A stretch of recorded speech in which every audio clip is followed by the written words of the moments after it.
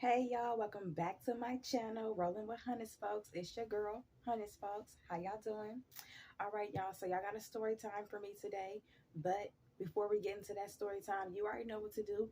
Go down below, like, comment, subscribe, give your girl a thumbs up because you know I need it and you know I appreciate it.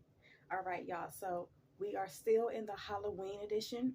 We are still in the month of October, and I told y'all I got another scary story to share with y'all. All right.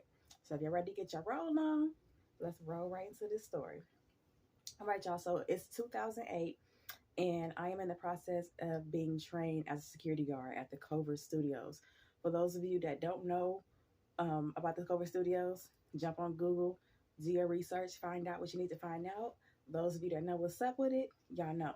The Cover Studios happens to be a movie lot. I was there for like 8 years. I got a lot of stories, but right now we're going to focus on this one. But I believe right now Amazon has taken over it. So yeah, but it's a great place. I enjoyed working there, learned a lot, met a lot of great people, and I had some crazy experiences. And right now you're going to get the story about one of those experiences, okay? So this story title will be The Voices in Building D. Yeah. Okay, y'all. So 2008, being trained to be a security guard, and the person that's training me right now, we're gonna name her Supervisor Slowpoke. Why? Because everything she did and said, she was just slow at it. All right, not mentally. I mean, like her motion. I should have named her Slow Motion. Let's name her Slow Motion. Let's do that. So, Slow Motion was a supervisor at the time. She was an older lady. She was a really cool lady, but she was just slow. So we're gonna do an area check, and the area check sounds exactly. It is exactly how it sounds. It's an area check. You go in the area, you check it out, and you call it in over the radio, and they get everything. So right now we're in the north end, and I'm doing my first area check, and we're at Building D. So I'm gonna tell y'all how. First of all, I'm gonna tell y'all how Slow Motion speaks. Okay, so we're at swing shift, and swing shift is 2 p.m. to 10 o'clock at night. So she'll come in and she'll be like, "Hey everybody, how y'all doing? Okay, well, I checked the schedule and we got a full house of production, so we gonna be busy and we gonna get these areas. God damn it, woman, if you don't hurry up." This was her all the time, and she got on her fucking nerves. Oh my goodness. It was like, speed it up, let's go. So anyway, we're at Building D, and I have to call it in that I found it locked, secure, and armed on arrival. You know, jump over walkie talkie. 100 spokes to gate one. Uh, be advised, Building D found locked, secure, armed on arrival at this time. Now, if y'all know about security, you know that you do military time. So if it's like 1 o'clock, then you'll, instead of saying 1 o'clock, you say 1300. Call it in, unlock the door, boop, boop, boop, unarm it. Now it's time to do my area check. So it's time for me to check the doors to make sure everything's cool. So I'm walking down this long ass hallway in Building D. All the doors are locked. I call it in over the radio. We exchange information. They log it in. Boom. Now I go to the second floor. And I don't know why, y'all, when we go to like upstairs or downstairs, we always look down instead of looking to where we're going. And I guess it's to make sure we don't bust our ass, fall and bust our ass. But we do it. So, of course, I'm looking down. And then when I finally look up, boom, there's a big ass fucking picture of this creepy looking white man. And he's looking at you in the picture just like this. It's the creepiest shit. He's dressed like Mr. Rogers, but his look is just, it's yikes. So the man happens to be Thomas Ince. Thomas Ince, once again, like I said, do y'all Google research. Thomas Ince is like the founder, the creator of the whole Cover Studios way back in like I want to say 1920s, 1930s. He set all that shit up, and he even has a street, Ince Boulevard. That's his. Okay, he got some ownership of some shit. Okay, so in this building, this is where his picture is, and it's so freaking creepy. It's so big. Once I catch my breath and I realize it's just a picture, I continue on with my area check.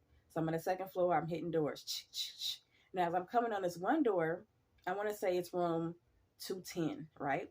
As I'm coming upon room 210, I hear a voice, and I hear a man's voice coming out this room. So I hear him, and he's saying something regarding hair. So I'm like, okay, somebody's still in there. So I do a knock, knock, knock, security. Nothing. The voices have stopped. Knock, knock, knock, security. Nothing. So I'm like, okay, let me go up in here and see what's going on. Get the key, open it. Nobody in there. Okay, that's strange. Well, maybe it's a TV, radio. No. But then it's freezing cold in there. So now I'm like, okay, they left one of the ACs on because the windows are all closed. They left one of the ACs on. Let me go turn it off. Go to the AC. It's off and it's unplugged, but it's freezing in there. Okay, maybe all the rooms. This is the only room I've opened, so maybe all the rooms are like this. I don't know.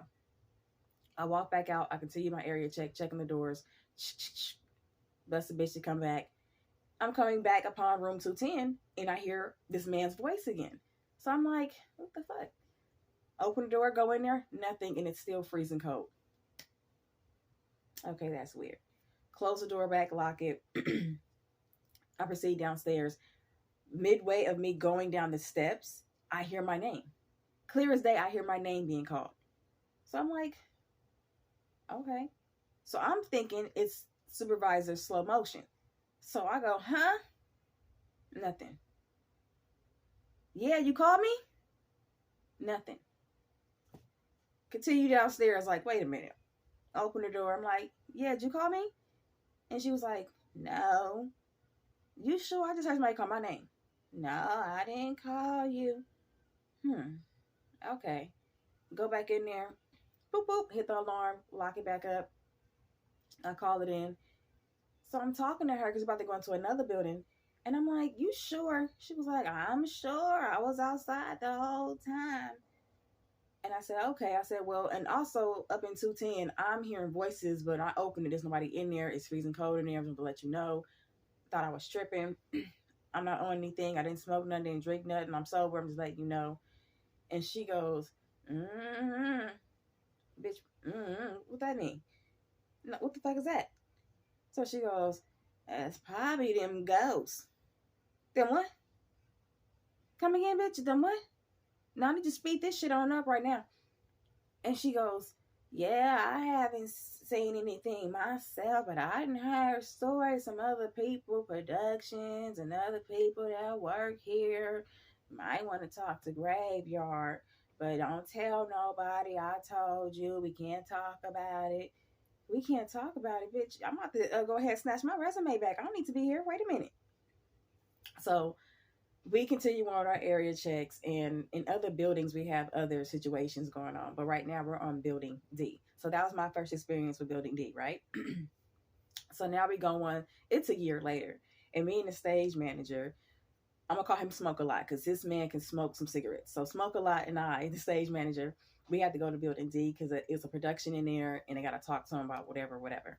So I stay outside, and he goes in, and he talks to them. And then he comes back outside. He goes, did you call me? And I'm like, no. And he goes, you sure? I'm like, I'm sure. And he goes, I heard someone call my name. And I was like, I didn't call your name. Was somebody inside? He goes, no, it sounded like you. And I'm like, anybody call your name? I don't care about you. So I didn't think nothing of it. So he gets on the radio. He starts talking. And as he's on the radio, he starts talking up a cigarette. He's sitting there. And I see him making this little swervy move. He's doing this. So I'm like, you all right? And he's like, somebody's rubbing on my back, like caressing my back. And I'm like, caressing your back? It ain't me, because I'm literally like in front of him. So he's like, nah, it just feels like someone's doing like this to my back. It feels weird. And I was like, okay, what's in that cigarette? So I laugh it off. He's on the radio. He starts texting. He's hitting his cigarette. Y'all, this man starts yelling damn near for bloody murder. Ah, fuck, shit off. Dude, what the fuck is going on with you? And he's going down, but he's trying to like walk away. He's trying so hard, but he's having a hard time, but he's screaming and he's yelling. I'm like, oh, I'm scared. I didn't got on the radio. Honey Sparks, can y'all get over here? Me and stage man Smoke a Lot.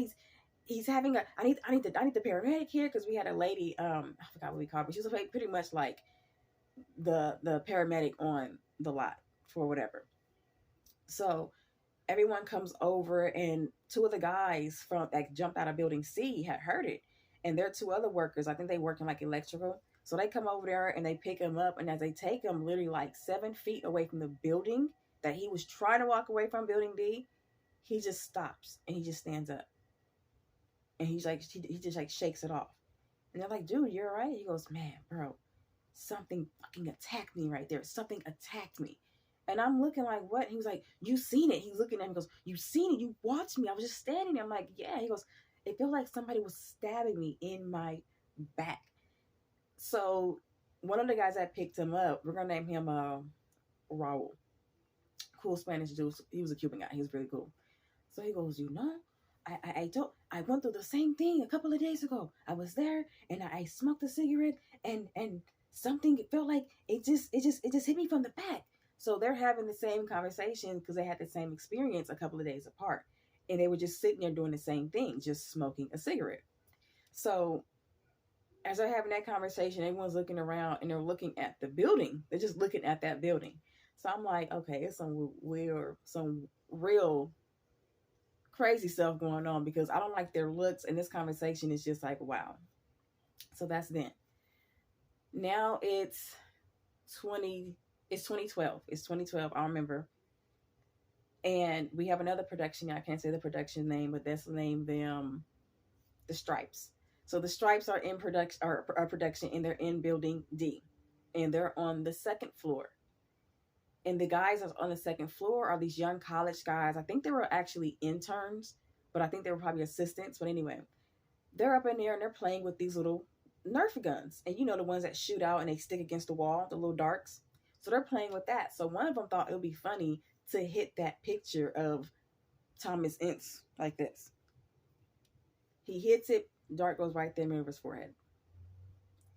He walks off. It's him and his boy. He's talking, and he said he feels something push him from the back. He said he just feels two hands push him from the back, and he falls forward. His boy sees it. He's like, what the hell is wrong with you? He gets up, and he's like, dude, somebody just pushed me. And he's looking for whoever pushed him, but there's no one there. So he said he gets up, he shakes it off, and he's like, he's still tripping out, but he shakes it off. And he said he goes in his office, and he goes to sit down, and immediately he feels someone's hand around his neck choking the shit out of him. He said someone was choking the life out of him, and he's grasping for air. And his boy that was in their room with him is looking at him. He said when he's looking at him grasp for air, his friend is grabbing at his neck, trying to pull out whatever was choking him. He felt that he was attacked by something because of that picture, and he's blaming on the picture. Once he gets outside, they call security, they call the paramedic, and they're there in front of Building D again. And this guy's freaking out. He's freaking out. So that's 2012. So now we're going to go into I want to say probably the next year is 2013. It's 2013 because this is right before this new supervisor I was working with before he got fired. It's right before he got fired. He's there. We're at the gate, and we get called by housekeeping. And I told you I work swing shift, so it's probably 9 o'clock, 9:30. It's dark. So now housekeeping gets there. Housekeeping comes around 7:30, 8. So they're there, and they need us to open up Building D. So we go to open up Building D, and we stand by because there's not much they have to do. So we're standing by. It's me, it's the other supervisor. We're going to name him Mustache because he had a big, thick mustache. So me and Supervisor Mustache standing there, we're talking. And no one else is really on the lot. So we have time to kind of do this. And here come housekeeping come out, and he keeps looking back. He just keeps looking back. And we're like, you're good? Something's all right? He goes, I don't want you guys to think I'm crazy. And we go, no, what's going on? He goes, do you ever walk in this building? And we go, yeah, we walk them all the time. Do you ever feel like someone's following you? And then the supervisor Mustache looks at him and goes, what do you mean following you? And he goes, it just feels like when I'm walking, when I first go in, I start to walk past the first door. I feel like I have to go faster as somebody want me out of there. And then Supervisor Mustache goes, yeah, I get that all the time. He goes, whatever's in there, there's not one that's in there, and not for long. And he goes, it's the weirdest thing. He goes, I feel like I just have to rush out of there like someone's walking behind me. And then Supervisor Mustache goes, do you feel them watching you? And that man looks at Mustache and he goes, yeah, I don't like this job anymore.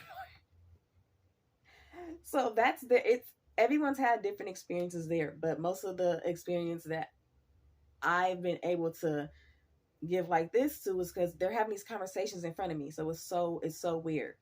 I think I have another one I want to say there's another one where one of the ladies for production, she was on the first floor and she's at the end, and I knew her. Actually, she was a friend of mine. She was really cool, and she was in there, and something, she was on a computer or whatever, and her cup flies off the desk.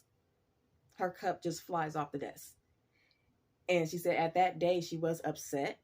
She was upset about something at home, and she was still upset about it. So she was at work, just in the funkiest mood or whatever, just not feeling it. And she said when that cup flew off her desk, it changed her mood for her. And she said, I don't know, she said something about it. She was a spiritual person. She just believed that that cup was pretty much whatever was in that building, because she believed the building was haunted, because she hated being there at night. She'll always tell her boss, I don't want to be here when everyone else is gone. She always said that. And in the time she had to, she'll always call security and be like, I want to leave all the, the front and back door open. We'll tell her we can't leave the doors open because unfortunately we don't want any raccoons or possums, because we have little critters. We don't want them to come in the building. So we rather have excuse me, we rather them have the doors closed. But she wanted them open. She said because when they were closed, she just felt just so uneasy. I'm like, having it open would make you feel even more uneasy, wouldn't it? And she goes, no. She goes, if it's open, whatever is in this building will just go out that door or in and out. It won't bother me. But when that door is closed, it's an issue. That was some stuff I wasn't involved in. That was something that she knew and understood more than me. But I was just like, wow. But yeah, she said that whatever was in that building, it started playing off her anger. And when the cup flew off the desk, it made her change how she felt. But anyway, those are my stories. Like I said, if you look it up on the internet, you can come across stories about that lot. Building C, the big mansion building. Now, if anybody, like I said, the Culver Studios, you know anything about it, for all of us that live out here, everyone, when you was a kid, no doubt in your mind, you thought that was the White House because it's a big white building. And your mama and your daddy got to tell you, no, baby, that's not the White House. That's a whole other building. That's the Culver Studios, and that is the building. It's a replica of a damn plantation of a big house, basically, from Gone with the Wind. So that's how it looks. And that building has its issues. It has there's a story of a guard that quit. He was in there and he's looking in the mirror, and there's a lady coming down the steps. She's gliding down the steps, and when he turns around, she's not there. And then when he looks in the mirror again, she's coming down the steps. Um, my experience with Building C, I'm up there and I'm doing an area check, and I hear children running and laughing up on the floor above me, and there's no one in there. I had just left that floor, checking that floor. There's nobody up there. I know for a fact there's nobody up there. And those are like the smallest cluttered offices. There's nobody up there. But I hear children, and I'm hearing voices, and I'm hearing foot. And that wasn't just me. We had two other productions that were there, and they said they heard the same thing. They would call and be like, hey, can you tell whoever has their kid upstairs that they're distracting us from working, because we keep hearing them laughing and running. They're up there having a great time, but they're disturbing us.